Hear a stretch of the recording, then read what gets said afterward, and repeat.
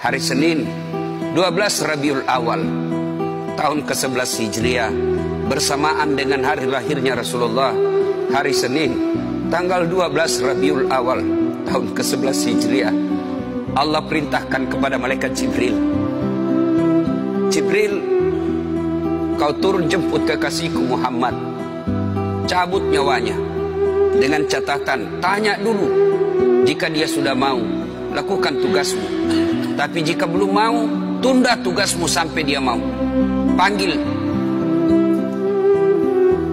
3 malaikat menyertaimu, Mikail, Israel, Israfil.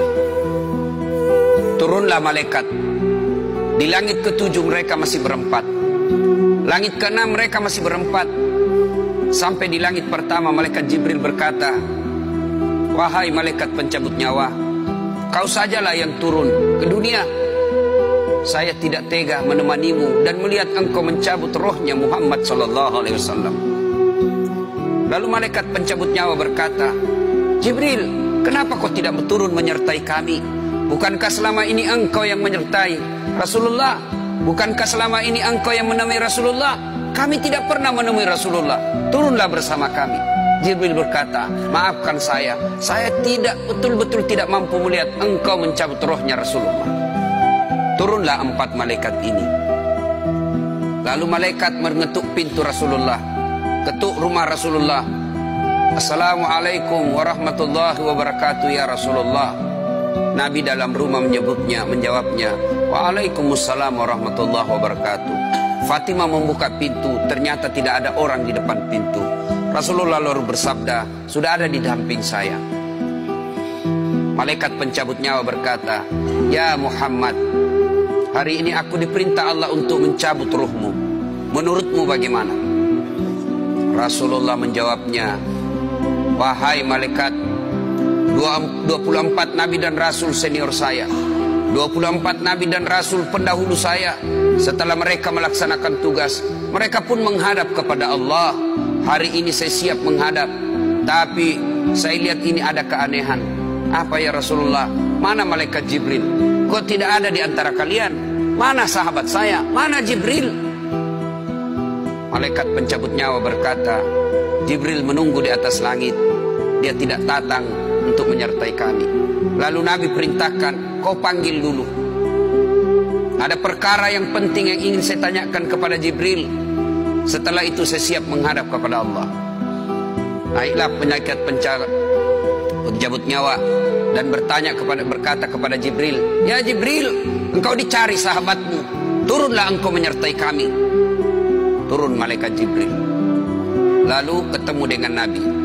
Nabi bertanya kepada Jibril, ya Jibril, kalau hari ini aku harus menghadap kepada Allah, tolong berikan saya berita gembira, tolong perdengarkan saya kalimat yang nikmat di telinga saya. Lalu Jibril bersabda, ya Muhammad, saya dapat berita gembira dari Allah. Seluruh malaikat yang pernah Allah ciptakan antri untuk menyambut rohmu ya Muhammad.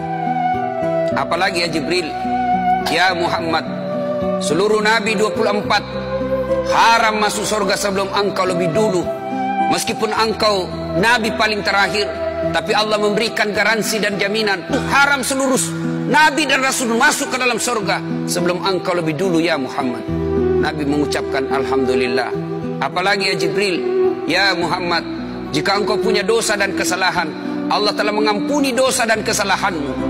Nabi bersabda alhamdulillah. Tapi ya Jibril, itu kan saya, itu diri saya. Ya Jibril, saya tidak cemas soal diri saya tidak ragu soal diri saya. Yang saya cemaskan umatku ya Jibril. Bagaimana umatku sepeninggal aku kelak? Subhanallah, Nabi tidak mencemaskan anaknya, Nabi tidak mencemaskan istri beliau, Nabi tidak mencemaskan keluarga beliau. Yang beliau cemaskan umatku ya Jibril. Jibril lalu berkata, baiklah kalau begitu ya Muhammad, nantikan saya. Jibril lalu menghadap kepada Allah. Selang beberapa saat muncul kembali dan berkata, ya Muhammad, aku telah mendapat berita gembira dari Allah. Meskipun engkau sudah tidak di tengah-tengah mereka, meskipun engkau sudah tidak berada di tengah umatmu, selama umatmu berpegang kepada Quran dan Sunnah, mereka akan selamat dunia sampai di akhirat. Mendengar ini Rasulullah lalu tersenyum dan berkata, Alhamdulillah, segala puji bagi Allah. Malaikat pencabut nyawa, silahkan laksanakan tugasmu.